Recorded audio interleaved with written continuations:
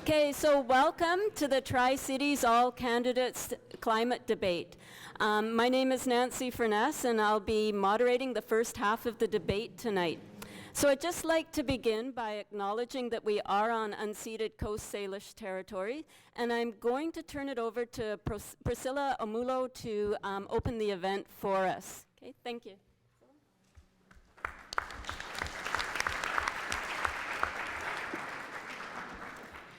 Good evening. Like Nancy said, my name is Priscilla Omulo. I'm a visitor here on the Coast Salish Coquitlam territory, and I'm from Sartlip, which is Vancouver Island. I'd like to welcome everyone here this evening, and I just would like to encourage everyone to go into this event with open hearts and open minds, as today we are speaking of something that's very important, I'm pretty sure to all of you as well, for being here this evening. As an Indigenous person, we find that land and water is something that's very sacred to us, so I find this event to be something that's very important for myself personally as well.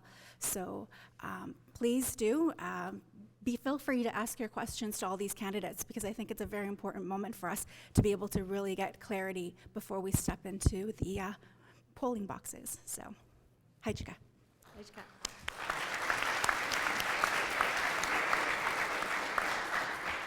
Okay, so thank you, Priscilla, for that. Tonight's debate is one of 100 plus similar events that are being held across the country. And I believe that the current climate crisis will end up being the defining issue of this election. So tonight we have our candidates from both Tri-Cities ridings here, and they're going to have the opportunity to share with us their plan for protecting our future and for mitigating the effects of climate change. So I would like to thank Douglas College for providing the venue for tonight's debate, also Tri-Cities Community TV for being with us, our amazing group of volunteers who brought the event together, and a special shout out to Warren Wilkinson and to Ben Perry for making sure that this event took place. I'd also like to thank each of our candidates for putting themselves out there and doing what they truly believe is best for the Tri-Cities. And then last but certainly not least, to all of you for staying engaged and for making informed decisions when you go out to place your vote. Now, I also want to be clear that the Conservative candidates were invited to attend this event as well. However, both Nicholas Inslee and Nellie Shin declined to participate in this event. So I'm going to quickly run through how we envision tonight unfolding. On each of your spots, you should have found an agenda, and we'll just quickly run through that. So to start off, we're going to ask each of our candidates to introduce themselves, and they'll have a maximum of 1 minute to do that. Following that, they will answer a series of 4 questions. They'll have 1 minute maximum to answer each of those questions. And those questions were provided to them ahead of time, so they've had an opportunity to look at those questions and think about their responses. The order in which they respond is randomized for fairness. And then once they've answered those questions, we're going to take a 10-minute break. During that break, we ask that you look on the back of your agenda. There's a question form. If you could please fill that out with your burning questions, tear that off, and bring it down to the front desk as quickly as you can. There's extra pens and forms down here if you need them. And then those questions will be prioritized. So they'll form the basis for the second half of our debate. At the end of the questions, our candidates will be given 1 minute to do a wrap-up and to tell us why we should vote for them. And with that, we will end the debate. We do have a timekeeper here, so there will be a green card. When they hold that up, you're good to go. The yellow card means you've got 10 seconds, so please think about wrapping up. And a red card means you're out of time, and we will need to move on to the next candidate.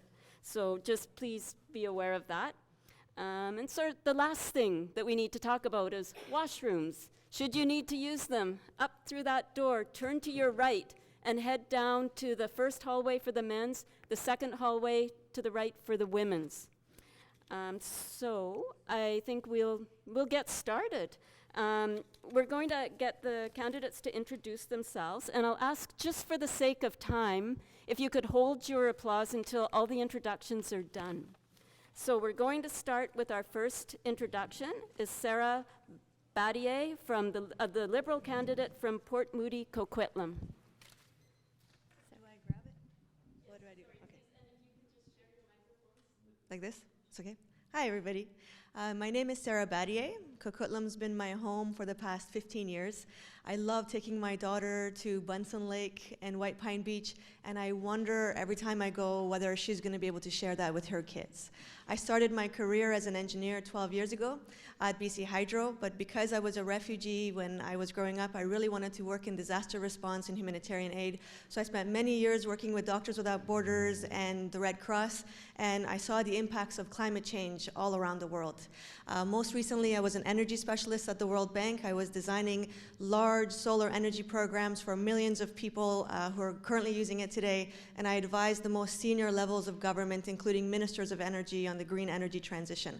I want to use that decade-plus year of experience right here in the Tri-Cities for our community and for Canada. My voice will be respected at the decision-making table. My name is Sarah Battier, and this is a fight that is too important to not follow through all the way to the end, and I want to be your champion for that. Thank you very much. Thank you, Sarah. And we'll go on to our next candidate, Jason Chabot, the People's Party of Canada for Port Moody, Coquitlam. Hi, my name is Jason, Port Moody Coquitlam candidate representing the People's Party of Canada. Forgive me, I'll be reading from my notes for this part. Based on the 100 debates on the environment questions, we'll be covering a range of topics this evening, but for now I'd just like to point out that I work in the food distribution industry, where we're always ahead of the game when it comes down to food trends relating to the environment. Before they're released to the general public, we were responsible for ensuring items like paper straws, starch-based cutlery, wooden cutlery, compostable takeout containers, bamboo cups, along with plant-based products like burgers and chicken were available. Well, the chicken needs some work. Last year, our food show, like a car show or an RV show, but with food, successfully diverted 100% of all of our waste from the landfill. We also played key roles in crisis situations like resolving the avian flu involving chicken. Please understand, my professional career is dependent on exceeding the demands of my boss, namely the customer. Thank you. Thank you, Jason. And our next one will be Christina Gower, NDP candidate for Coquitlam, Port Coquitlam. Hi, everybody. I am employed as a registered psychiatric nurse at Royal Columbian Hospital in the ER. I became a nurse as an activist to learn actually where we're feeling our most vulnerable people and lobby government after I learned the ropes and where our gaps are in the system, and there's plenty. And I did do that. I also have been a housing advocate and activist, having organized the first affordable housing rally in British Columbia. I joined Greenpeace when I was 20, that's 27 years ago, when it was a radical move actually, and it was something that I didn't actually tell a lot of people back then, but I did send them a check every single month, which I could barely afford then, and it's still tough now these days. So I am really, I just want to say a brief thing about the environment. To me, I've spent many vacations, most of my vacations trekking in the backcountry, and I've always been very concerned for wildlife, and I wanted, I used to worry about preserving that for recreation, but I never thought we would come to this point where we now need to worry about mass destruction of climate change. So I'm really thankful to the organizers for doing this debate tonight and bringing it to the forefront of all of our thoughts. Okay. Thank you, Christina. Time up. I didn't look at the red card, sorry. And next we're going to move on to Bryce Watts, Green candidate from Port Moody, Coquitlam. Hello, I'm Bryce Watts. I'm an anthropologist, a small business owner, and a lifelong environmentalist. This election, each and every one of us has the choice and the opportunity to break the mold of our political system. We can fight against the status quo of going back and forth between the Liberal and Conservative governments who seem to tell us that those are the only voices that this country has to offer. I saw it in the climate marches weeks ago, and I see it on your doorsteps and in the community when I meet you all in person. We all address that climate change is the #1 issue on all of our minds, and we need to elect leaders who are actually going to get something done. I know that one voice can seem like it can't make a difference and that one vote cannot make a difference. But I'm here to tell you today that if we can unite our voices, we can overcome anyone that seems to want to keep us divided and that wants to keep us in our place so the status quo can continue and that corporations can continue to make money off of the pollution of our natural environment. We have the opportunity to make real change. Thank you. Thank you, Bryce. And next we're going to go to Benita Zarillo, NDP candidate for Port Moody, Coquitlam. Thank you. Thank you. I would also like to acknowledge that we are on the unceded territories of the Coast Salish people. The outcome of this fall's election will determine whether or not we hurt or we help the warming of this planet. It will determine if income inequality will continue to grow or whether it will recede. And it will also determine whether we will have life-saving drugs for everyone or just a few. Overall, we're going to determine through this election how our country will be governed by the next 4 years and under what values. My name is Benita Zarillo. I'm a 3-term city councillor, and I'm running to be the next member of parliament for Port Moody, Coquitlam, Anmore, and Belcarra. The residents of Port Moody, Coquitlam, Anmore, and Belcarra are committed to the well-being of their neighbors, but also this planet. And I've heard on the doorstep that they want to protect the way of life for residents, but they also have a very strong desire to protect the well-being of nature. They're committed to that, they're asking for that, and I'm committed to that too. My record in government is strong. I'm known for my integrity and transparency.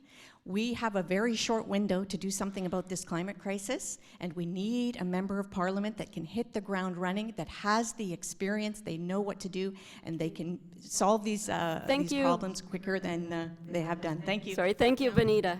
And next up we have Brad Nickerson, Green candidate from Coquitlam, Port Coquitlam. Good afternoon, or good evening, everybody. I am Brad Nickerson for the Green Party in Coquitlam, Port Coquitlam.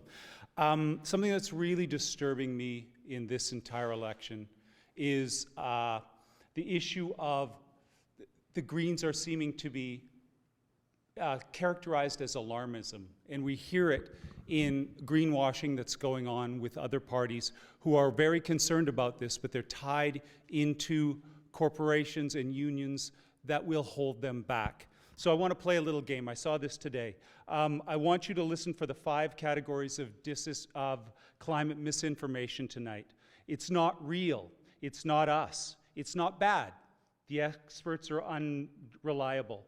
Climate solutions won't work. Their goal is to slow walk this issue. We don't have time to slow walk it. There's also going to be the chicken little catastrophe argument. Maybe we ought to do something, but we don't want to destroy the economy and cause millions of job losses and send the entire world into a depression. It's a delay tactic. Okay. We need to deal with this now. Thank you, Brad. Next up we have Ron McKinnon, Liberal candidate for Coquitlam, Port Coquitlam. Well, hello. My name is Ron McKinnon. I have the honor to be running in this election under the banner of the Liberal Party of Canada to represent this riding in the next election. For the past 4 years, it has been my privilege to be your member of parliament, to advocate for you and represent your best interests. I've long been a tireless advocate for equality, fairness, and inclusion. I became involved in politics because I wanted to be involved in the decisions that affected my family and my community. I wanted to put empathy into politics and turn its focus to the least privileged among us. We know that climate change is real and happening right now. In fact, we have already declared a climate emergency. And I'm committed to protecting the environment and fighting climate change. This means switching to clean energy, pricing pollution, protecting our oceans and wild places, and banning harmful single-use plastics. We are, in fact, the only party that is taking actual comprehensive action to tackle the climate crisis. And I look forward to your questions. Thank you, Ron. Thank you to all the candidates for your introductions.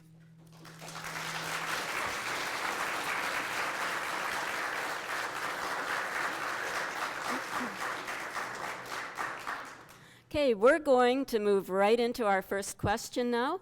And for these questions, we're looking for what you, as an individual MP, would do to help solve these environmental challenges.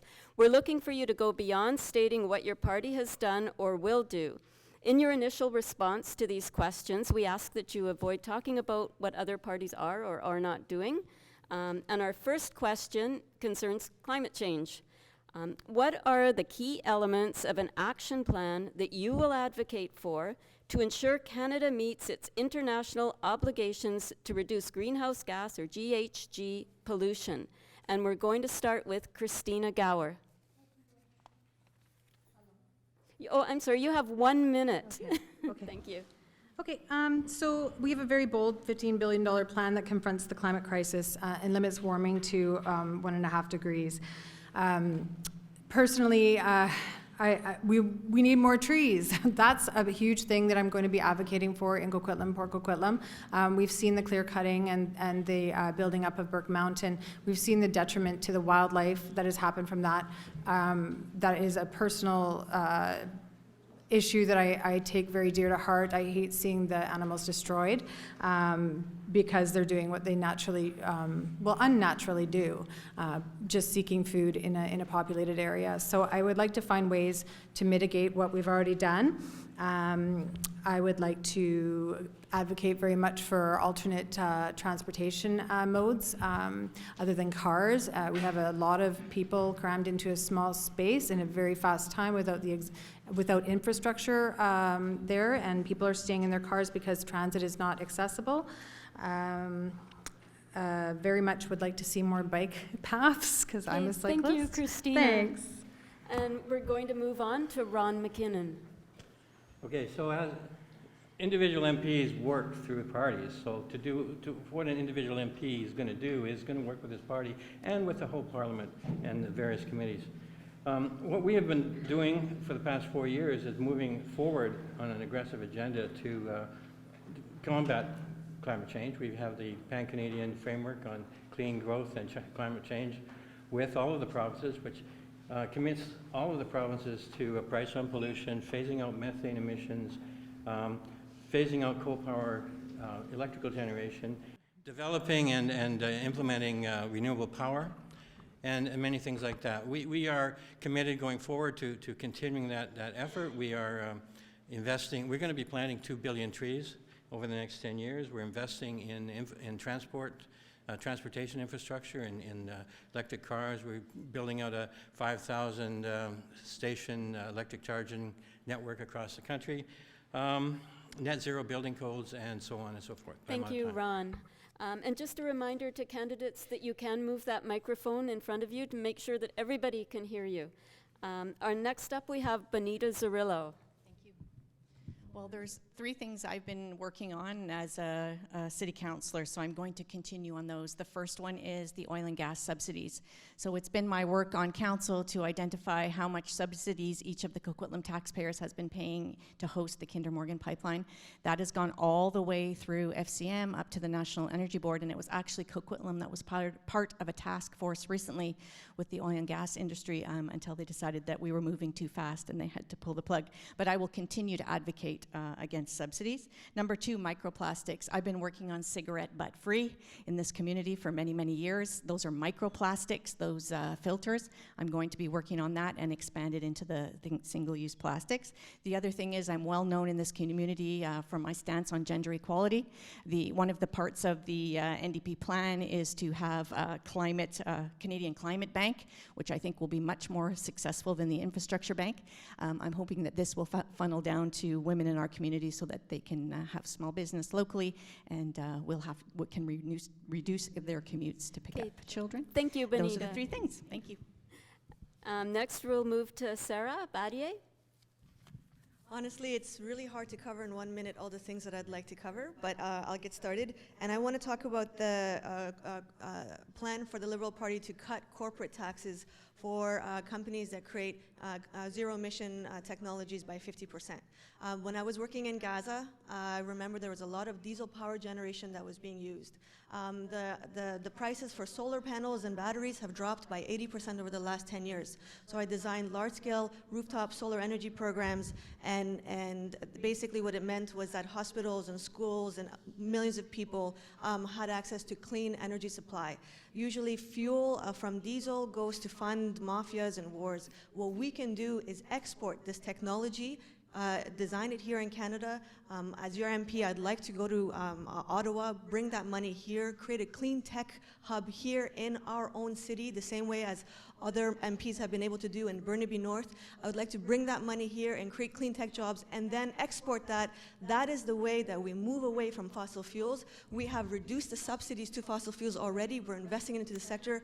I'm a specialist in that area, and I'd like to keep that going. Thank you, Sarah. And we're going to move right along here to Jason Chabot. I hope I can beg for just 5 seconds of everyone's time to acknowledge the Honourable Member of Parliament, Finn Donnelly. Thank you so much for being here this evening. Thank you. The PPC platform puts an emphasis back on providing clean air, water, and soil, repudiates the Paris Climate Accord, and does not support the consensus viewpoint that CO2 is pollution. RealClimateScience.com, Tony Heller notes the failure rate of computer models to predict temperature. Scientists at climatechangereconsidered.org have signed a document saying that sun is the main driver of climate change, not you, not CO2. The danger of consensus science is illustrated by Einstein, who, after being confronted by 100 scientists regarding the theory of relativity, responded, "Why 100? It only takes one." RandomBio.com, TJ Nelson, cold facts on global warming, illustrated absorption by light by CO2 along the electromagnetic spectrum is minimal, showing that 90% of absorption is primarily by water vapor. Thank you, Jason. And we're going to move along next to Bryce Watts. The first thing I'll do once being elected to Ottawa is going to be working with Elizabeth May to create a cross-party inner cabinet dealing specifically with climate change. We cannot think of the climate crisis in 4-year increments. It's not going to solve itself in 4 years, and we cannot have the work that we do in 4 be undone in the next 4. So we have to have every party on board, or else it will never be a solution that's going to last. The next thing I would like to put my energy to is addressing the growing concern of the greenhouse gas emissions by our food industry. The top 5 meat and dairy companies in the world surpass Exxon, BP, and Shell in their emissions every year. By addressing this silent emissions producer, everyone knows the fossil fuels, we need to tackle that, but our food system is also something that we need to tackle and find a way to get it on board to reduce its emissions as well. Because our climate crisis is not one industry, it's every industry has to do its part to reduce emissions. Thank you, Bryce. Next, we have Brad Nickerson. I too, like Bryce, believe in the cross-party council that will work to make sure that all parties begin to take this issue seriously, but working together. One of the things that I feel strongest about is the issue in Parliament where we see the total disrespect for one another so many times. And I would like to see people working together in Parliament, working on councils that deal with the most important issue of our time. A second thing that would be very close to me is to work against all pipelines, whether that be a pipeline that carries bitumen or a pipeline that carries LNG. Both of these things are against what we need to do for the future of our children. I'm also very interested, as Christine said, in transit in our areas. We see in the Tri-Cities a huge difficulty of people getting to transit, and I'd like to see that solved for our area. Thank you very much, Brad. Thank you all candidates for your responses. And we're going to move right into our next question. So this question,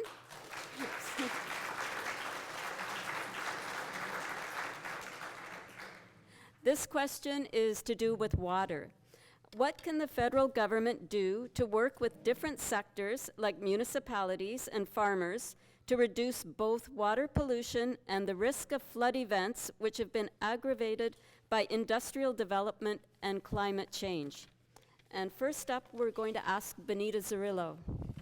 Thank you for the question, and this certainly does impact the riding, not just of Port Moody Coquitlam, but also Coquitlam, Port Coquitlam. So I'm going to start talking again about the cigarette butts and the microplastics. So that's something that can definitely be done at the municipal level, is to protect our streams and our oceans from that microplastic. The next thing is this idea of resources. We have dikes in these two ridings, and those dikes are in need of maintenance, and there's actually quite a bit of the diking that's along private property, which is right now the responsibility of private property owners if we have flooding events. So we need resources from the federal government to help municipalities manage that. At this point in time, it's going to come on the municipal tax dollars, so that's definitely something that we can do and we should do. Also, more windstorms and stormwater. We need advocates on the ground that understand how much this is costing municipalities and farmers and be able to advocate for it. And lastly, I just want to say that the federal government also needs to get some enforcement resources for the development that was spoken about. There's no oversight at this point of time on that. Thank you. And we're going to move next to Brad Nickerson. So in the Green Party, we believe that water is sacred, and it is our responsibility to make sure that we have safe drinking water, and it needs to be treated well. Something that we can do in order to help water in our communities is plant trees.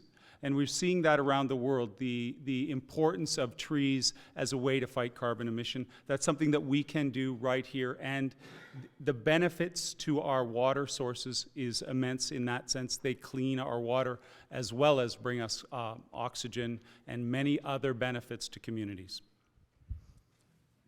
Thank you, Brad. And we'll go next to Jason Chabot. Well, there's a lot to be addressed here. Flooding relates back to the land use, and one item that is not mentioned about there is the agricultural land that is now drained by tile draining. The practice of putting pipes in the ground for the purpose of draining all the water towards waterways. It's not just about dealing with hard surfaces around waterways, it's about dealing with hard surfaces in general. It's about being able to keep up with the demand and have sufficient planning so that when we design our landscaping, we are using that effort instead of focusing so much on CO2. Regarding the statistics about the Insurance Bureau stating that 250% increase in damages, insurance companies explain the statistic by pointing out that since the 70s, homeowners are finishing their basements and putting considerable amount of wealth below the surface, especially in floodplains. And that the cost of these claims are increasing not because of flooding, but because simply more wealth is being destroyed. Thank you, Jason. And we'll go to Christina Gower.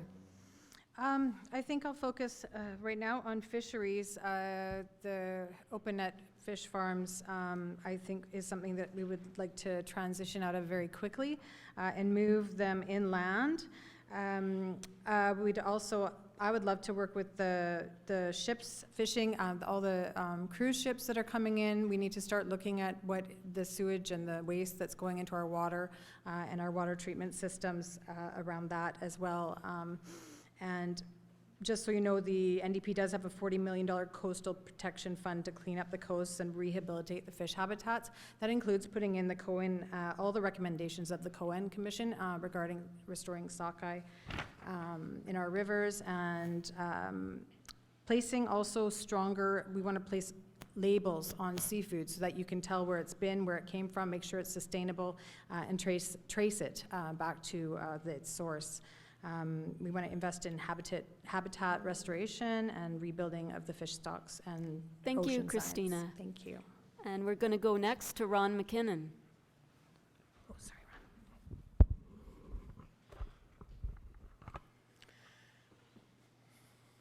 So in our platform, we have committed to create a Canada Water Agency to work with provinces and territories, Indigenous communities, scientists, local authorities, and so forth to identify best ways to keep our fresh waters safe and clean. We're also committed through our infrastructure programs to support and help fund water treatment facilities and wastewater treatment facilities around the country. In fact, we have already committed, I think, $150 million or so to the Lionsgate waste treatment plant here. This means that the water that's being discharged into the ocean is cleaner, and that needs to be upgraded actually even further for tertiary treatment, so we can get more of the things like microplastics and pharmaceuticals and so forth out of the water. We need to do that all up and down the coast. We need to do that inland. We need to encourage more communities to do water treatment, because we here have one of the best sources Thank of you, water Ron. in the world. Sorry, we'll move next to Sarah Battier. So I have some good news. A lot of the recommendations that were suggested are already being done or on our platform. So we have a $1.5 billion oceans protections plan that's already been implemented. It's the biggest investment in oceans in Canadian history, and it's supporting a lot of the habitats and protection of our waterways that you guys were talking about. On our platform, we already have the plan to plant 2 billion trees, and in addition, to move to closed containment systems for fish farming. And what you were talking about, Benita, in terms of dikes and the need for controlling against floods. If you take a look at the Canadian Centre for Climate Services, which we've set up, it's got all kinds of data for city planners and municipal folks so that they can plan for their city specifically what kind of mitigation mechanisms they want, because we believe it's a bottom-up approach. Every municipality has their own unique solutions. So through the $2 billion Disaster Mitigation and Adaptation Fund, we will provide the money for the municipalities for their own custom solutions to be able to go out and create flood mitigation systems. Thank you, Sarah. And now we'll go to Bryce Watts. Wetlands are the natural filtration systems of the Canadian environment, and so we need, as a federal government, to work with municipalities, farms, private landholders, and the provincial governments to ensure that we restore these wetlands, maintain them, and also create new ones in city parks and on agricultural land to ensure that the runoff that does occur, which we cannot fight against, is filtered out and does not make its way into our streams with our fish and into the coasts around BC. We also need to, as Sarah and Benita have mentioned, look at the infrastructure we have for our canals and dike systems. Flooding will occur, and it is going to get worse with increased rainfall every year. We need to make sure that these are adequate for what we are seeing now, and also adequate for the increased rainfall that we're expecting in the coming years. The next thing we need to do is look at our riparian areas around our streams and rivers. Erosion is happening, and with increased rainfall, it will increase the amount of runoff going into our streams. Each of these issues are going to increase the amount of soil and aggregates going in and destroying our fish stocks. We need to Thank look you, at that. Bryce. Thank you all candidates for your answers to that question.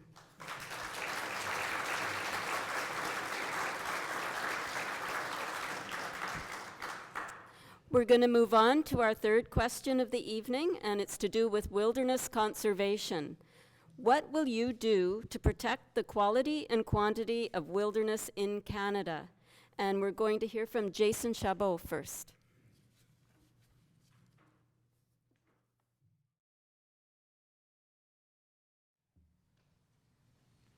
One of the things by taking the onus off of carbon and putting it back onto environmental preservation will actually be the increasing of green space.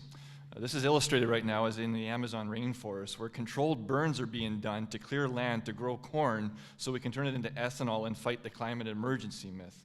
So we're falling forests to counter the idea that CO2 is pollution. Drawing attention to ecological impact of wind turbines whose massive blades are killing birds, many rare birds, is important.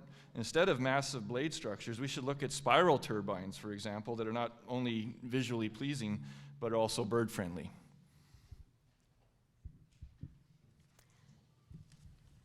Thank you, Jason. Next, we'll move on to Bryce. The federal government needs to start working with researchers, Parks Canada, and private landowners to identify ecologically rich zones of our country to protect. Biodiversity is protected around the world, 80% of it by Indigenous communities. We need to work with the Indigenous communities in Canada to ensure that these rich ecosystems are maintained for future use. We also need to work with the DFO to identify more marine protected areas. Our coasts are vital, especially in BC. Our rainforests are literally fertilized by the salmon that call our rivers and streams homes. The DFO needs to identify these areas, and we need to increase the amount of protected areas so that these vital fish stocks are maintained. Finally, we need to advocate for a closed system for fish farming. Open net fish farms, we all read in the news, spread diseases and spread sea lice to our wild stocks and cause a decline in salmon year upon year. If we can make a shift to closed systems, we can limit the amount of impact that we are having on these wild stocks. Thank you, Bryce. Next, we'll go to Ron McKinnon. Thank you. In our last campaign, we committed to protecting, I forget the number, I think 15% of our wild spaces, of our oceans, 17% I think it was. At that time, only 1% had been protected. That number is actually up to 14.3% at this point. In this campaign, as we go forward, we are upping the ante on those commitments. We are committing to protecting 25% of land terrestrial areas, wild terrestrial areas by 2025, and 25% of ocean areas by 2025 as well. And to go further to 2030 to protect 30% of ocean areas and land areas as well. We understand that wilderness is important. Wilderness is important for our way of life and for our not way of life, but for our quality of life. I know that I remember as a child being taken out of school to go fishing in the wilderness, and it will always stick with me. Thank you, Ron. Next, we'll go to Benita Zarillo. Yeah, I'm sorry, I'm going to probably have to take my minute to recognize MP Donnelly here. Just got into law the shark fin ban. And if we talk about what an MP can do on the quantity and quality of wilderness in Canada, I think it should be recognized. So thank you, MP Donnelly. And the other thing I have to say it, MP Donnelly put forward in 2010 a private member's bill about moving the wild salmon from the open net salmon farms to land base, and I believe it was twice denied by the two successive governments. So I just want to share that. I know we're supposed to stay away from it. Also wanted to say about the riparian areas and the dikes that have been talked about here. I'm on the ground. I know how this works. You need budgets for it. We need to have it prioritized. The NDP, they will have 30% of land protected by the year 2030, and looking at an environmental Bill of Rights, and we're going to do it. Thank you, Benita. And we're going to move next to Brad Nickerson. Ethical wisdom or ecological wisdom is a core value of the Green Party. Humans and species of plants and animals are integrated and independent parts of a living planet. Degrading one damages life as a whole. This is both an ethical and practical issue. So as a Green Party, what we would like to do is have a close partnership with Indigenous people relying on traditional ecological knowledge, and bring them into this as partners, as full partners. Personally, what I would like to do in Ottawa is advocate for awareness with regards to the sheer number of species that have disappeared on our planet in the last 40 years, and the number of animals. 50% of all animals on our planet have disappeared and turned into cows. I think that more people need to understand that that's what's going on. Thank you, Brad. Christina.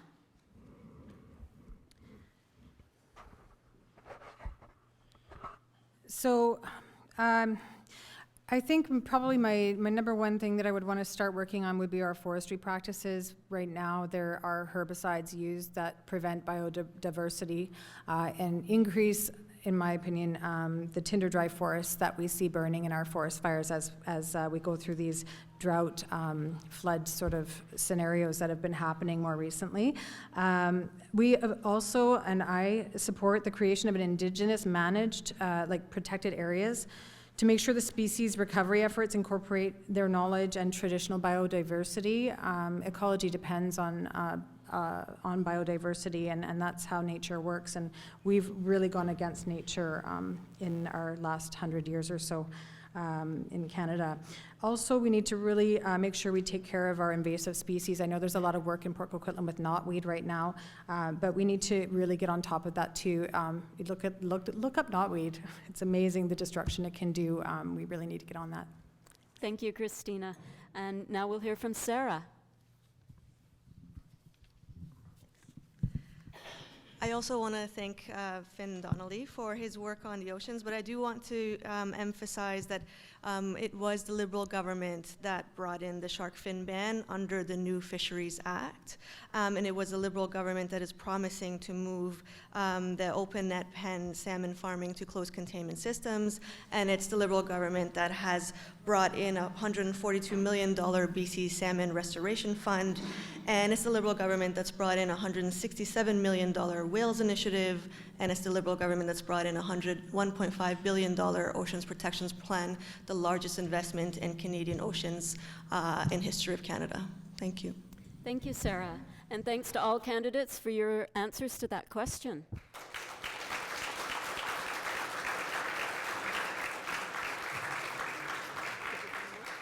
Okay, so the final question before our break is to do with pollution and toxic substances. What will you do to ensure that Canadians are better protected from the health and environmental impacts of toxic substances? Will you commit to strengthening the Canadian Environmental Protection Act and the Pest Control Products Act? And first up, we have Ron McKinnon. Thank you. So we know that all Canadians deserve a healthy environment and safe communities. And over the past 4 years, our government took significant measures to protect Canadians from toxic chemicals and pollution. This includes banning asbestos in Canada, banning microbeads from toiletries. We have announced we will be moving to ban harmful single-use plastics by 2021. We took action to improve air quality and cut pollution from industrial sources, and we improved the transparency around air quality through a new state-of-the-air report with provinces. Going forward, we to better protect Canadians from toxins and other pollutants, we elected Liberal government will move forward to further strengthen Canada's Environmental Protection Act. I'd also like to mention Finn's bill, the closed containment bill. I actually supported that bill. Unfortunately, it was defeated by the Parliament. However, we're getting there. Okay, thank you, Ron. Next, we'll go to Sarah. So Ron has discussed a fair bit of the work that we've done, but I also want to add to that the fact that we're phasing out coal by 2030, and not just that, we are leading a global coalition called Powering Past Coal, where we're working with countries around the world to phase out coal all around the world. I do want to also emphasize when the Conservatives were in power, they gutted the Fisheries Act. So 2.5 million rivers, lakes, watersheds that were protected under the Fisheries Act dwindled down to just 159. We restored that through the new Fisheries Act, and we've put in so many other programs like banning the microbeads, like the single-use plastics, in order to make sure that we reduce the amount of toxins in our waterways. Thank you. Thank you, Sarah. Next, we'll hear from Brad Nickerson. So first, thank you. First, yes, I will commit to strengthening the Canadian Environmental Protection Act and the Pest Control Products Act. The overall vision of the Green Party is to protect the rights of a healthy environment for all Canadians. We take the precautionary principle and use it as a guide when making decisions about approvals of substances and projects where there's no scientific proof of safety. We plan to strengthen the CPA, limit approval for toxic chemicals that affect health and environment, and regulate microfibers as toxic substances. We hope to legislate the right to a healthy environment, including public participation rights, transparency in decision-making, wider access to judicial review in court. And I'm running out of time. Okay. Thank you. Thank you, Brad. Next, we'll go to Jason Chabot. By de-emphasizing CO2 and putting the focus back on actual pollution, we'll be able to deal with toxic substances like heavy metals. I just want to reference a New York Times article in 2019, May 12th, by Amy Yee. In Tanzania, there is no training for hazardous materials. Laborers who collect lead-acid batteries used in rooftop solar systems frequently break them open with machetes and drain acid into the ground by hand. They sell those batteries to factories and they melt the scrap into furnaces to be resold to dealers. In Germany, where windmills and solar panels have a 30% operation cycle, the green energy is backed up by gas and coal-fired power plants.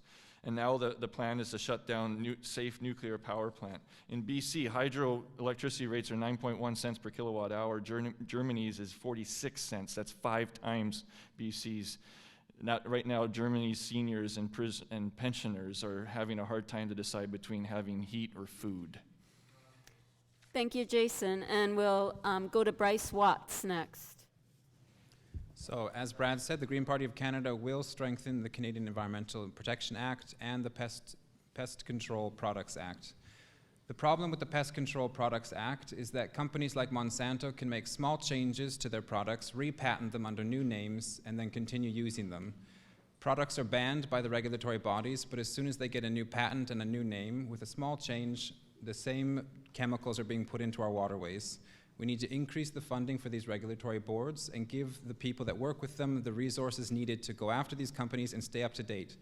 These companies are making billions a year, and they have the research teams to be able to go around the system and get away with whatever they're able to. We need a government board that is equipped and with the same strength that these companies have to go against the changing attitudes and the changing product names that they're able to get away with. Thank you, Bryce. Next, we'll hear from Benita Zarillo. Thank you. Yes, the NDP is committed to strengthening the Canadian Environmental Protection Act. I wanted to talk a little bit again about what I've been doing and what I will do around the health question here. Some of you may know that I'm a cancer survivor. I had breast cancer, not genetic. Don't think it was anything that had to do with my lifestyle, but I think it does have to do with the environment, and there's too many of us suffering from cancer. It's affecting too many people and too many families. So when I saw the vape come on the market and they started selling vape in our community back in around 2015, I took this on as something I wanted to protect our kids from, for sure. And I'm going to do that. That's going to be my first point of business when I get to Ottawa. In fact, I've been working on it for almost 4 years. For the first 3 years, all I heard was, no, it's safe, it's going to be good. I'm going to work on the Vape and Tobacco Act #1 when I get to Ottawa, protect our kids. Too many have already died. Thank you, Benita. And Christina, we'll move to you now. So yes, to the Environmental Protection Act, of course, we would strengthen that. We'll also enshrine into law the right to a healthy environment to ensure all communities can enjoy a guarantee to clean water, land, and air by putting in place a federal environmental bill of rights. A few things. One unique thing that I don't know if it comes up very often, but it does for me, is pharmaceutical disposal.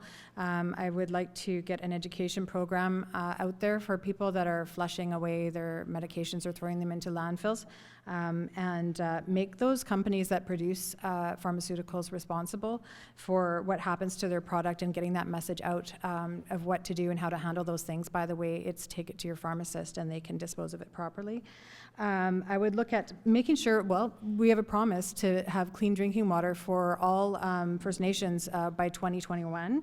And we need to tackle our recycling issues. I don't know if you saw the documentary last week on that, but I was quite shocked that we aren't actually recycling only 10% of our goods. Thank you, Christina. And thanks again to all candidates for your insightful answers.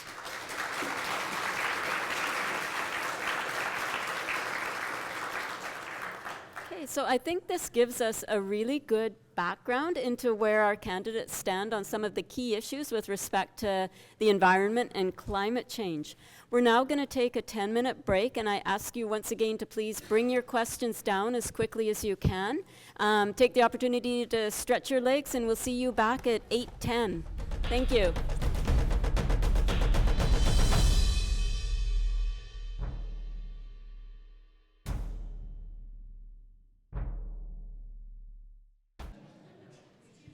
Welcome back, everyone, to the second half of our climate debate. And for this half, I just first want to mention, please do not open that side door. You'll set off the alarm and we'll all be in big trouble. I got the word. So welcome back. And for this half, I would like to introduce my colleague, Adam Bremner-Akins, who will be moderating the second half of the debate. Adam is a graduating student from Terry Fox Secondary. He's a climate activist, and he's been involved in the organization of nonpartisan cross-party climate strikes. He is currently pursuing studies in social justice and political science with plans to go on to university and study political science and environmental science, and we're delighted to have Adam here with us tonight to moderate the second half of our debate. So thank you.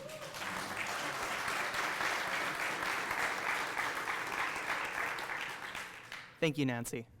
Well, welcome back. We will now be moving on to the portion of our debate where candidates will be answering questions from the audience. I will read the question, then the chosen candidate will have 1 minute to respond. The candidates will then have a choice to respond to that question with a 30-second period. 30 minutes. Yeah, you have. I can talk about it. I was born in Barhead, Alberta.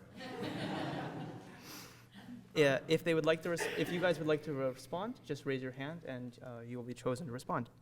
Now, for the first question.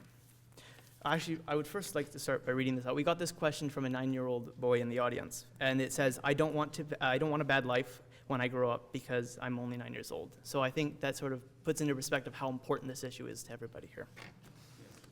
So now, can you ask me that again? Or ask that? Oh yeah. So no, I haven't asked the question yet. No. This question is directed to you, Brad Nicholson. Yes. How will you transition us to a clean economy, transport, energy, agricultural, while protecting us from job loss? Okay. All right.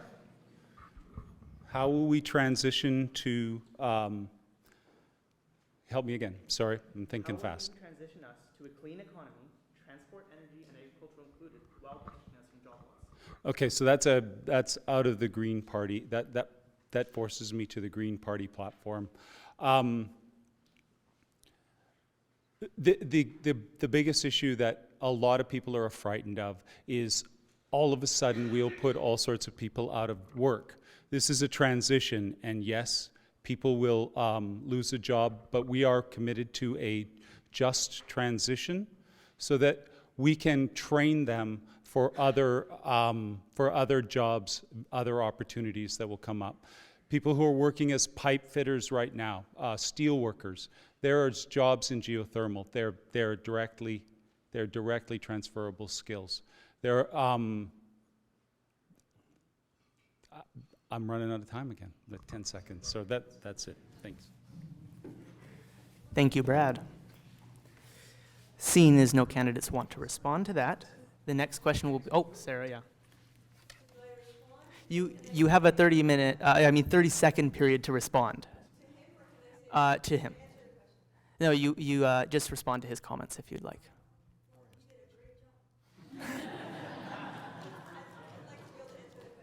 Oh, well, you have the next question. Yeah, so this question is, how will you protect the rights of Indigenous people with respect to issues such as clean drinking water and the environment?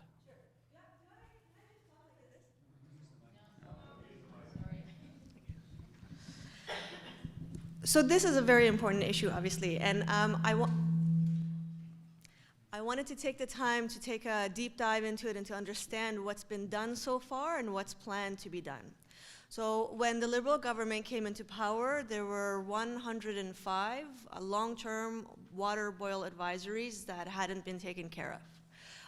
As of right now, 88 of those have been resolved, and we're well on our way by March 2021 to get rid of all of them. There's over 300, I think actually more than 400 projects that have already been implemented in terms of water and sanitation. And there's been a significant investment and a promise to continue this work going forward. Myself, I was a water and sanitation engineer when I was working for the Red Cross and for Doctors Without Borders in remote communities, and I know how hard it is to bring this technology in remote places. I would love to be the Member of Parliament because I think I can actually provide technical solutions myself, because I've already done it in places like Chad, Congo, Philippines, for remote communities that needed this kind of work. Thank you, Sarah.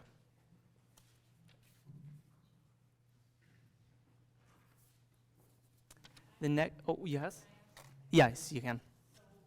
My question would be to the Liberal candidate. If you were in government, would you have made the choice of a $4.5 billion investment in the Kinder Morgan pipeline before investing in clean water? And if you know about sanitation that happens in other countries, could those same sanitation projects not have been implemented here as a stopgap gap? But really, would you have made that decision for the 4.5 to go to pipeline rather than water? Sure. So the thing about the $4.5 billion invested on the pipeline is that it's a product that's already moving. And some people have said that moving that product by rail car is preferred to moving it by pipeline. I think that's very irresponsible. The federal government should consider that moving something by pipeline, it's better for the safety of people. We've seen over the last couple of years, the amount of oil moving by rail car has increased by 3 to 4 times. In terms of my experience, I would, yes, I would love to be in the government so that I can tell them about the clean technologies for water. Yes, thank you. Anybody else would like the chance to respond? Jason. My only concern is the motive to enhance their capabilities of participating more in the country, or are we ignoring that they're in their own part of the country? Like, is there something that we can do that gets them to participate in the Canadian economy? Is that a focus that we will have in our policy?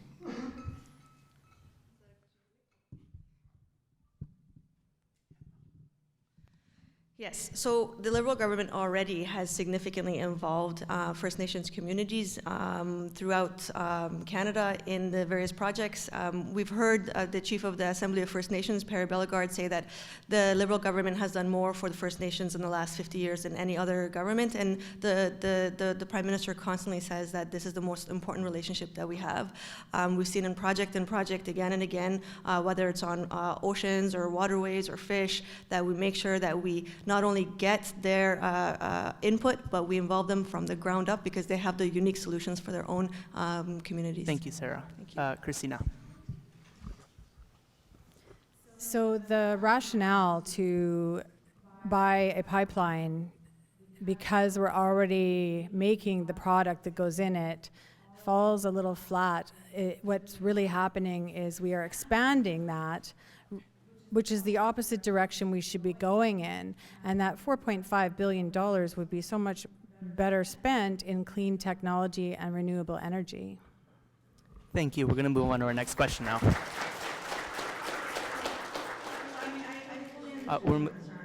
Sorry to interrupt, but we're moving on to our next question now. Yeah, thank you. No, we're moving on for time's sake, just so we can get to as many questions as we can. Thank you. The next question is addressed to Ron McKinnon. How can you support a pipeline, LNG facility, and TMX, and also be a climate leader? And will you change subsidies for these industries? Can you say back about the subsidies? Will you change subsidies for these industries? We are already scheduled to phase out almost all fossil fuel subsidies by 2025. The ones that are not included in that are the ones to remote communities that help them to buy fuel for their generating stations and so forth in their remote communities. But we have also committed to get all of the remote communities on renewable clean power since by 2030. The rest of this question is far more than I can do in the next 30 seconds. So I'm happy to deal with this question. I support the TMX pipeline, the expansion. The LNG pipeline is not actually federal jurisdiction, but I support it as well because it's good for the climate and good for the environment in a global sense. It's part of the transition that we need to make. So is the TMX. We can actually make our climate commitments with TMX in the picture. Thank you, Ron. Yes, Brad Nicholson, and then to Sarah. Did I just hear you say that the pipeline is good in a global sense?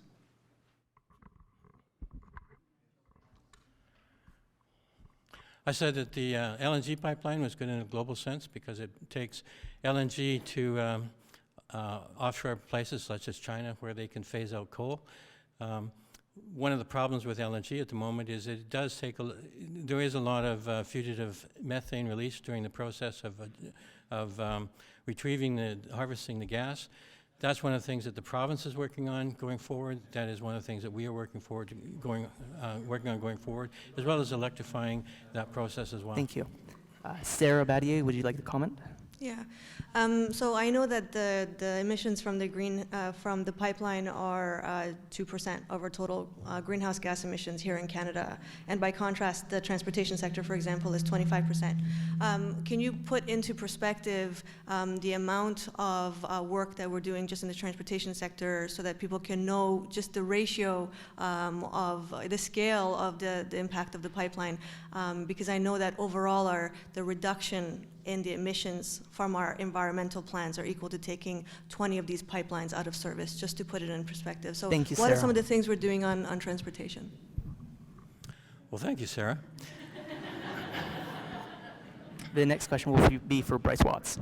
Oh, no, the next statement will be for Bryce Watts. Do I get to answer that? No, sorry, it's Bryce Watts. So, Ron, I have a question for you, though. Because he raised his hand to comment on the next. If Ron would like to. I don't. Ron can respond afterwards. Yeah, my question's for Ron, so he can answer both if you'd like.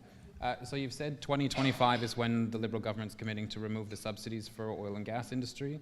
So that's an expectation that you're asking Canadians to vote for you 2 more times to live up to the promise that you're making now, when promises that have already been made have been broken. How can you get us to believe in that? Do I get to answer this question? Yes, you can answer both. Okay.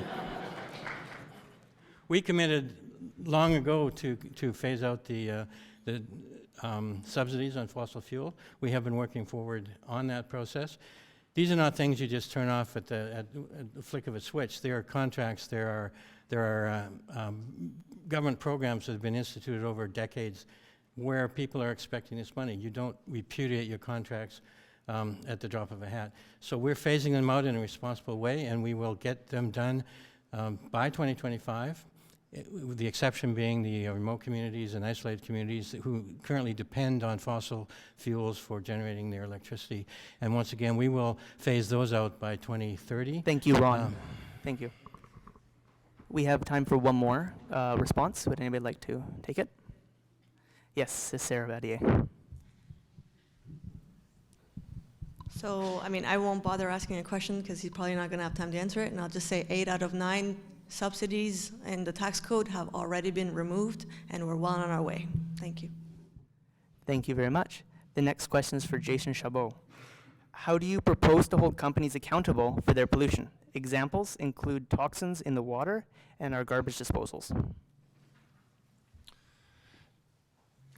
Whenever I look at questions and answers like this, I'm always thinking, how are we going to lift Canada up in these ventures that we're on? So when I asked the questions earlier, it's just, okay, if we use something to make people group work, can we work towards a goal of making Canada stronger? As far as holding companies accountable for their pollution and so on, really what you got to do is you got to have an economy that attracts them to want to even be in the country first.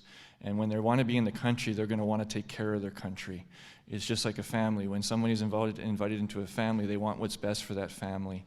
It's hard to just discipline people, but the more important thing that you want to focus on is saying, okay, here's what we want to do. We want to work together. And I think that's what's missing as well in government. People want to see the government they want to see the government work together like that towards goals as well. So companies, if they can hold their mission in place where they care about the environment, they'll actually care for their employees Thank as well. you, Jason. Thank you. Would anybody like to respond to that? Nope. Okay, moving on. The next question is for Bryce Watts. Do we need to wait for 2030 to close coal plants?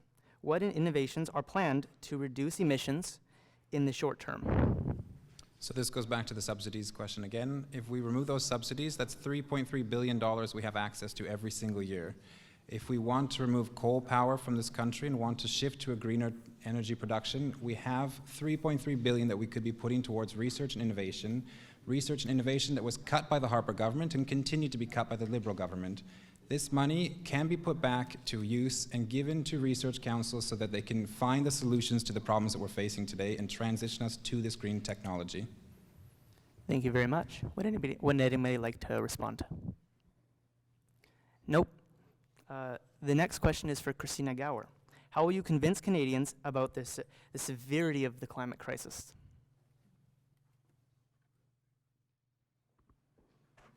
I mean, to be honest, I think most Canadians are convinced. I'm not, we had a debate the other day and they, most debates, in my opinion, people attend that are just mostly there to cheer for their candidate, but we just did the chamber one and there was 68% had not decided who they're voting for. And I think that the key to that massive change in outlook is the climate. It's disturbing that we've had the same parties back and forth and we've ended up somewhere that we want to change. And I think it's a change year. And I think Canadians are well aware of that.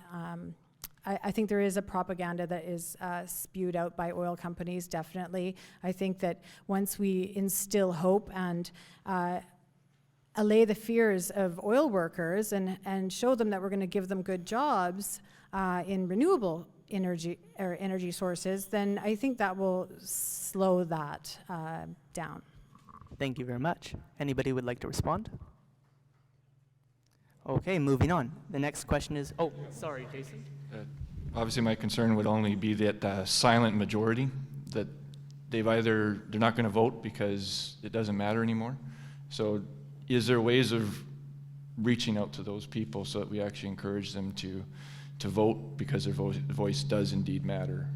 Is there ways that you can go after people that have just said, it's not going to work, I don't want to vote anymore? Strategies for that. Would anybody like to respond to that? Bryce Watts. It's called consistent science-based messaging, and it's called the Green Party of Canada.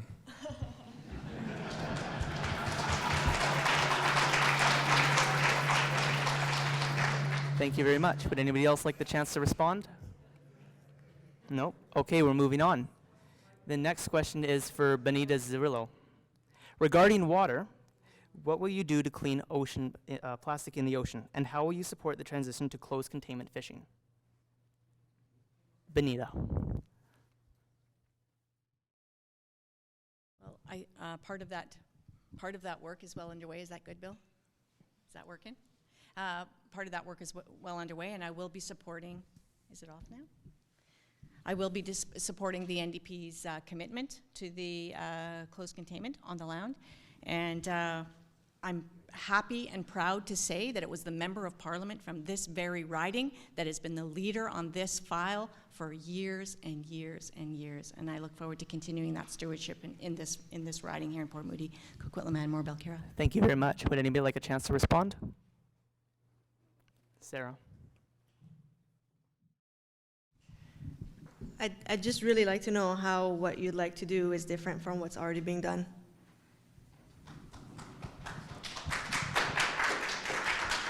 Well, we're actually going to do it, and we're prioritizing it.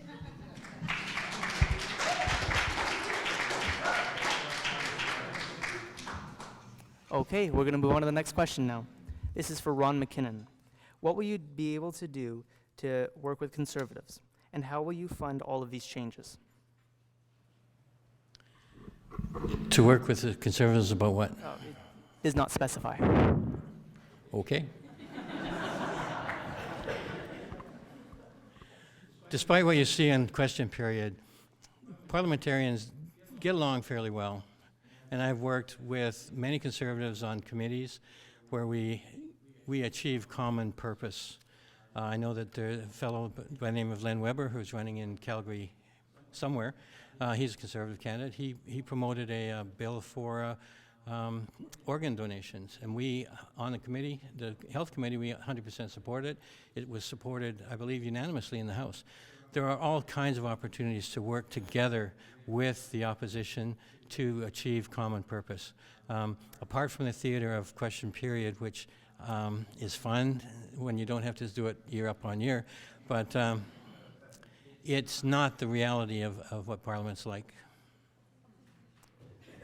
Thank you very much, Ron. Would anybody like a chance to respond? Okay, moving on to the next question. This is for Bryce Watts. In Canada, 520 plants and animals are listed as at risk. What will you do to change this? So we need to work with researchers once again to identify these ecologically rich habitats in the country and protect them for future. If we don't find the systems to protect the animals that call it home, will not be protected.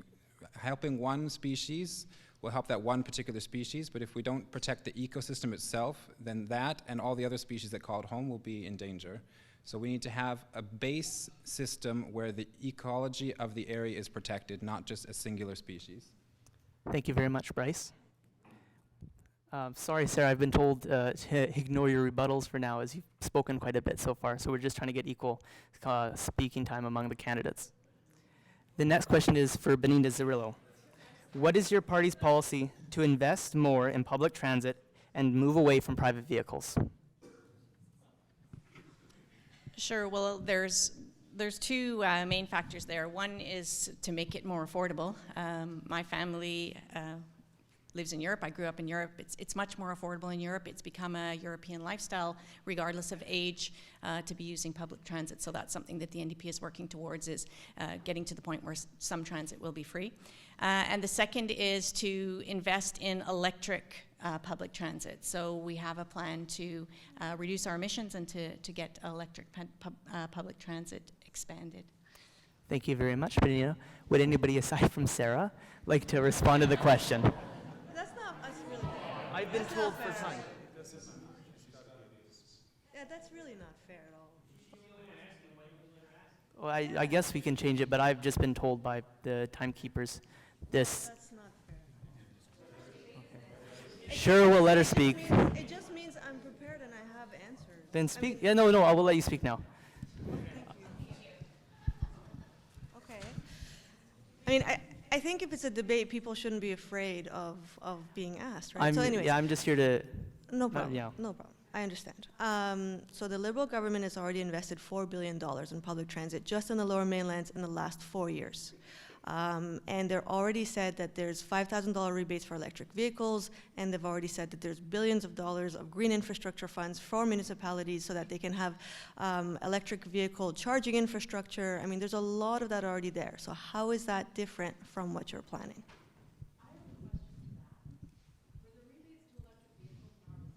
No, that was provincial.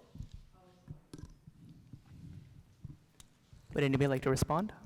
Again, we're going to do it. I mean, I don't know how to answer any differently than it's about priorities and actually doing it.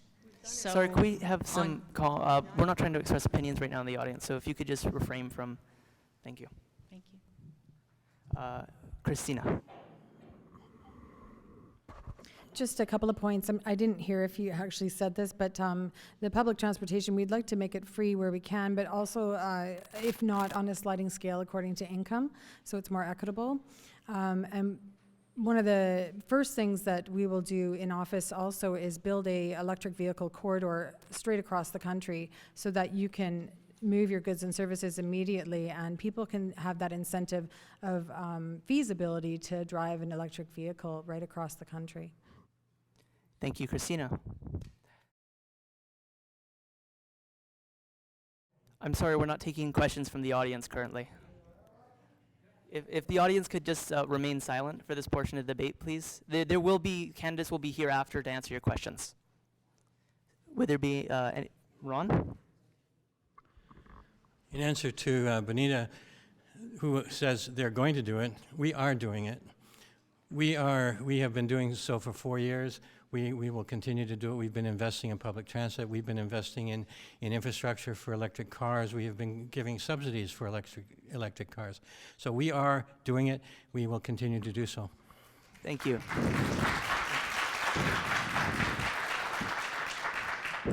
And I'm just going to follow that up with, I think I mentioned I'm a city councillor, and it falls on the municipality and it falls on the development community to put the infrastructure in place. And at this point in time, I can speak specifically for Coquitlam that no matter what the federal government is putting in place as far as subsidies for cars, if the municipality doesn't prioritize or doesn't have the budget for the infrastructure, it can't happen. So at the end of the day, there is a current disconnect between what the federal government is doing and what's happening on the ground, and municipalities are desperately in need of stable funding from the federal government for transit infrastructure. I'm sorry, Sarah. Christina wanted to go first. So we'll have one more question on this and we'll move on to the next question. I was just going to actually say kind of the similar thing. I met with TransLink a while back, and they don't have stable funding for their whole plan. So you can't, making a 4-year plan at a time for something so massive as our rapid transit and our public transportation systems, it's very difficult to do. So we would instill and legislate funding so that they can have a consistent budget carried over term. Thank you, Christina.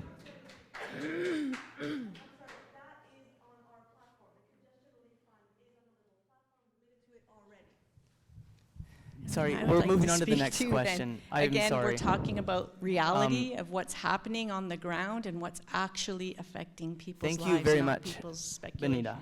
We're moving on to the next question now. This is for Jason Chabot. Will you accept more climate refugees into the country?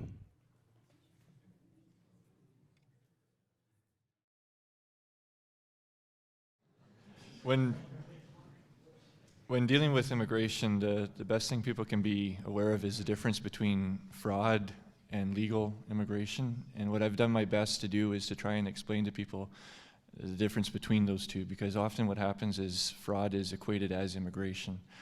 And so when we're talking about people that will overstay a visa or they'll cross the border and they won't show up for their asylum court date because they've been offered a job for cash, the concern there is not the person that's doing that, that's crossed the border, it's overstayed their visa, it's the employer. And when we're doing that part of the business, that's where we can actually take care of the true refugee and the true immigrant. Because at that point, we'll be able to take care of all the people that are stepping ahead of people that are trying to do things legally. So when you talk about refugee crisis, or when you talk about asylum claimants, the key is to preserve the integrity of those words. And that's what I've strived to do. That's what I've attempted to do every breath of my life, is just to bring attention to people so that when we are looking at what our country is capable of doing, we are seen as that country that people do want to come to legally. Thank you. Thank you. Ron? I think the concept of bogus refugees versus true refugees is appalling. Refugees are refugees. They're people who need help. They come here. We need to try to help them. People who come here and ask for help, who do not have a legitimate claim, their claim will be rejected and they will be deported from the country. But we must recognize that refugees, immigrants, they're the lifeblood of our economy. We need them to grow. We need them to thrive. So we have to absolutely respect them and do what we can to help refugees from wherever they come.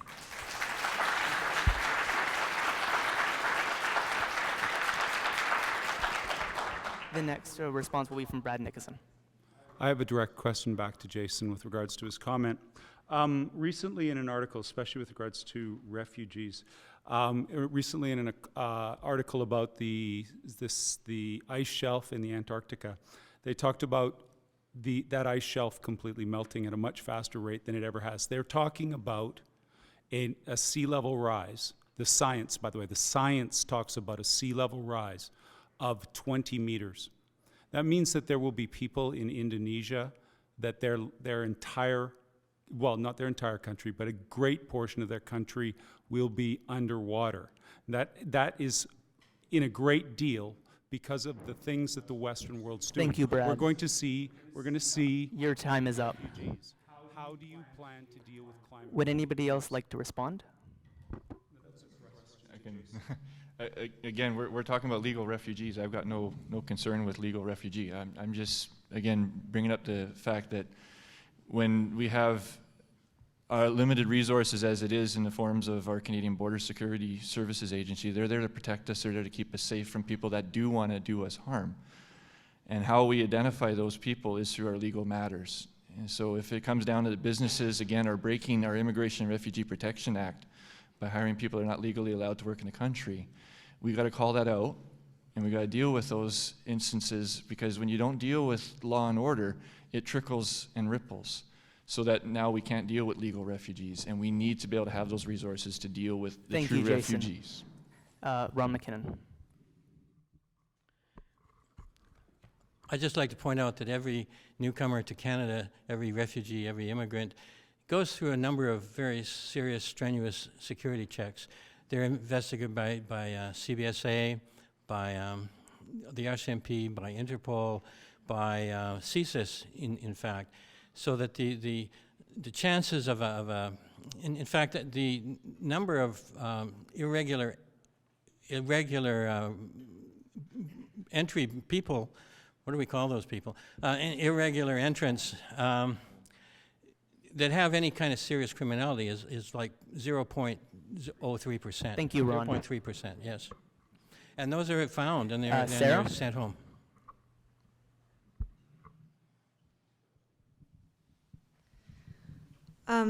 Jason, I know it comes from a good place, but we were former refugees in my family, right? And yes, we came through the legal way. But I know that having worked internationally, I've seen in typhoons in the Philippines, in malnutrition camps in Chad and Congo, climate change is really making people's lives miserable. And they need to have a place to go to. And so, you know, when they come here, they contribute. My parents are care aides in the Tri-Cities. They take care of physically and disabled people. Thank you very much, and Sarah. they've contributed to society their whole life. So there are people that we can help, and they can help them. Okay, we're going to be moving on to our last question of the night. This is for Bryce Watts. Do you support bringing federal laws and policies in line with the United Nations Declaration on the Rights of Indigenous People? Yes, 100%. The role of the United Nations is specifically to provide guidelines for other countries to take part in. These guidelines are made up of internationally recognized cooperative programs, and they're built upon a collaborative and cooperative dialogue between countries. Indigenous people around the world need to have their voices heard. They cannot be ignored any longer. 80% of biodiversity is within traditional territories of Indigenous peoples, and it needs to be respected. Thank you very much. Would anybody else like the chance to respond? Ron.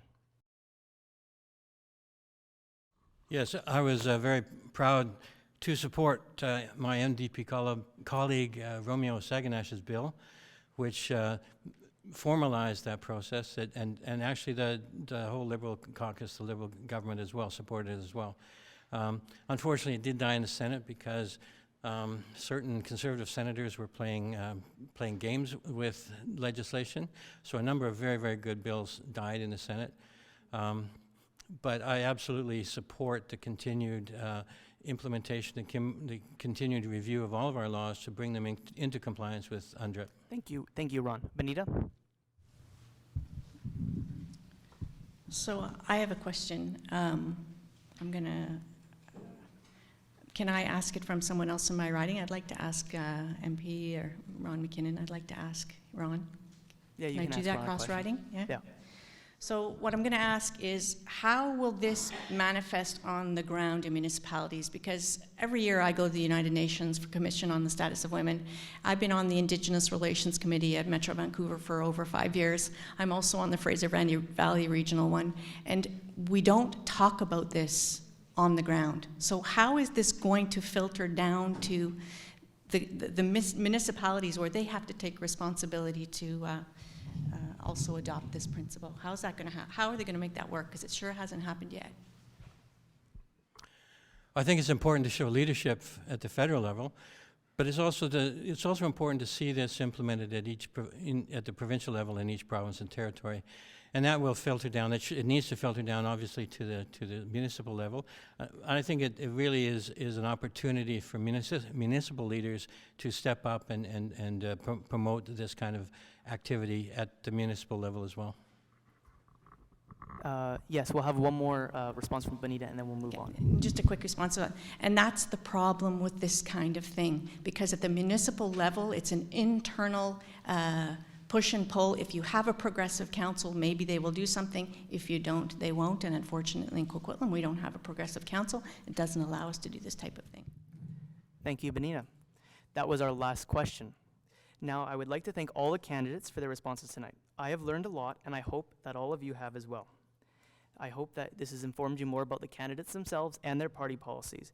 Now, I would like to give each candidate 1 minute to wrap up their thoughts and give some key points on why the public deserves your vote. We'll start with Sarah, and we'll move down to Brad. Sorry, I've made a mistake here. Yes. We will start with Bryce.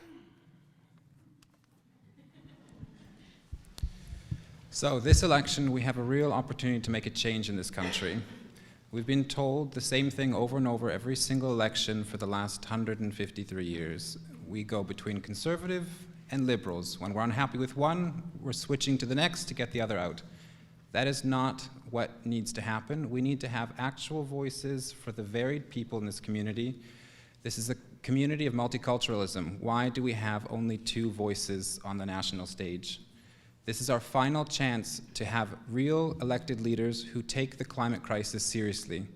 This event specifically is for addressing the environmental crisis. The marches that happened 2 weeks ago were specifically for hundreds of thousands of Canadians to have their voices heard, to show that the climate crisis is the top issue that they're thinking about. We all know that the Conservatives or Liberals will most likely form a minority government, but I can guarantee you on a local level that I will be the thorn in their side to make sure they do not break their promises to us and that they keep the promises to fight for the climate. I will do that. Remember, on October 21st, Bryce Watts. Thank you, Bryce. We'll now move on to Christina. So we keep voting in the same 2 parties and expect a different result. The Liberals and Conservatives will not solve the climate crisis, nor will they solve our fantastically unjust distribution of wealth crisis. We're at a critical point in our history, and we still have the ability to change what we see in front of us. So many great innovations are out there. We just need to empower the people to put them to use. The NDP offers the only comprehensive plan to urgently address our climate crisis. I myself find it hard to participate in preventing climate change on a personal level. I work 12-hour shifts, I work overtime, I ride my bike, that makes it a 15-hour day. At least I'm doing that. I shop on the outside of the grocery stores and buy local, but the bigger stuff, it's really hard for all of us because we're overworked and we're overcommitted and we are busy with our children, our aging parents. These are the reasons why we need a comprehensive deal that takes care of the people along with the planet and makes sure we don't leave the people behind. Thank you. Thank you, Christina. We'll now move to Brad. Just about wiped everything out. Okay. Respectfully, it's not just the same 2 parties. The traditional parties are all connected to the oil and gas industry. They all are. It's a question of trust. None of us in general are qualified to refute the statements made by climate scientists, either in favor or against the stance on anthropogenic global warming. So it comes down to, who do you trust? I trust scientists. I trust the Royal Society of Canada, their fellow signatories in the Joint Statement on Climate Change, the Australian Academy of Science, the Royal Flemish Academy of Belgium for Sciences and the Arts, the Brazilian Academy of Science, the Royal Society of Canada, the Caribbean Academy of Sciences, the Chinese Academy of Sciences, all of the other 10 academies of sciences, the academies of the G7, IPCC, NASA, NOAA, the Pentagon, all major universities. We trust Thank you, Brad. scientific consensus in all other topics, and we use cell phones, GPS, airplanes, MRIs, CAT scans. It's all the same Thank you, physics. Brad, for your closing It's all statements. the same math. We'll now be moving on to Ron. Why on earth do you choose to ignore the science on those things, on this subject? So the focus of tonight's discussion has been on environmental issues, which I think are very much on the minds, top of mind for Canadians. And I would argue that this government has delivered on an extremely ambitious environmental agenda over the past 4 years. For example, and we're building on this in our platform going forward. So, for example, a new Fisheries Act which restored lost protections from the Harper changes in 2012. A new environmental assessment program, which will be very significant. A detailed climate plan to provide a path to the achievement of Canada's Paris targets. Significant progress on achieving the marine and terrestrial protected areas. Significant investments in habitat restoration, including a new $142 million fund in BC to restore salmon habitat. Significant focus and work on species at risk issues, including the Chinook salmon, caribou, and south resident killer whales. A plastic strategy that includes bringing in a ban on harmful single-use plastics by 2021. Significant reinvestments in the scientific capacity of the DFO. Thank you, Ron. We'll And now thank be you moving very on much. to Sarah.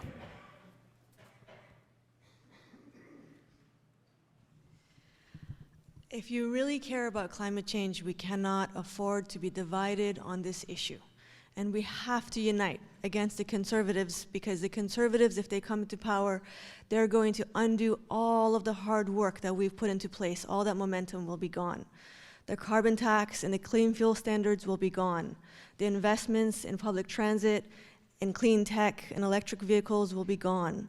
Our investments in oceans, in salmon, in trees, and endangered species will be gone, and that is moving backwards. I have been a fighter for communities in the most difficult circumstances. I have negotiated solar systems and clean technology solutions with adversarial governments in war zones, and I've succeeded. I want to bring that decade of experience here as your member of parliament to bring clean tech and the new age, the new frontier of where we're going on this front. For the sake of my daughter and all of your kids, let's make sure we make a decision that we don't regret in 20 years. Let's keep the Conservatives out. My name is Sarah Badier, and I will fight for this until the last day that I have. Thank you, Sarah. We'll now move on to Jason.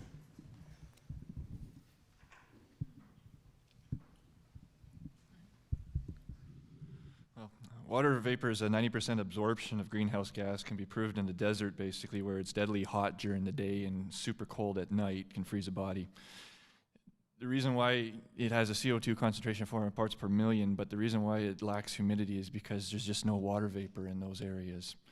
Now in 2008, Al Gore predicted that ice Arctic would be free of Arctic by 2013. That didn't happen. In 1988, the Maldive Islands were going to be underwater by 2018. That didn't happen.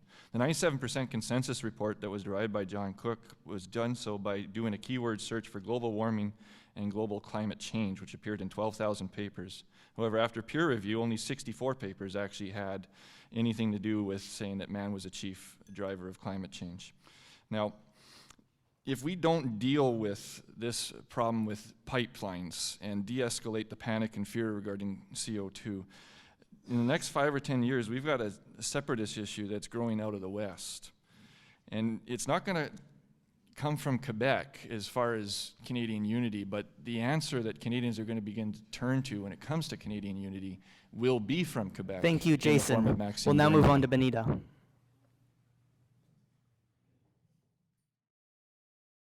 In this riding, the Conservatives are trying to take away this community's long-standing progressive voice, and their commitment to the climate crisis is obvious by their no-show here tonight. We can't let this happen because this community cares deeply about the health and well-being of their neighbors, but also of this planet, which is shown by the crowd that's here tonight. We've got a lot to lose in this riding. The NDP have built a strong foundation with a special eye on our environment. I am ready to build on that foundation and keep advocating for the aspirations of this community. I have the governance experience needed to hit the ground running. My government record is strong. I'm known for my integrity and courage to get things done. With my experience and your support, together we can expand on the long legacy the NDP's environmental stewardship has been in this community, and to ensure the next MP will act on the climate change. And I mean act. Thank you, Benito.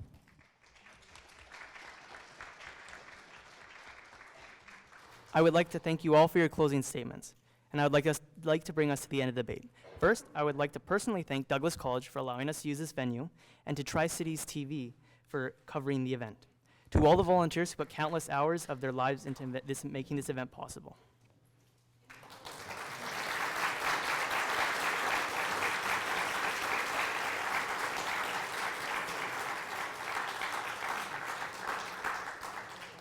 I would like to thank the candidates who took time out of their lives to come to us and talk to us today. And I hope this debate has informed you and will allow you now to make an informed decision in our election. The candidates will be available in the lobby until about 9:30. Please take advantage of the opportunity to ask them any further questions you may have. On that note, we'd like to say good night and thank you for coming out, and please get out and vote.